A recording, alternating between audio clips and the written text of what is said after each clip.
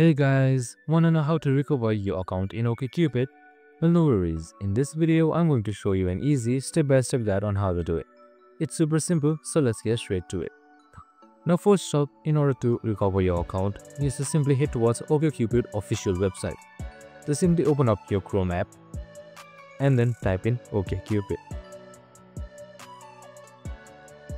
Now once you're there, simply scroll down until you see contacts. Now click on it and then select support right here. Now once I've selected support, here you should be provided with various options. Now just simply search for what you like, or you can just go to account settings and then select reactivate your account. Now you can just simply read this article right here in order to help yourself.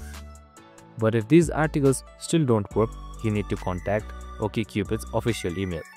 I will be giving it on the description below.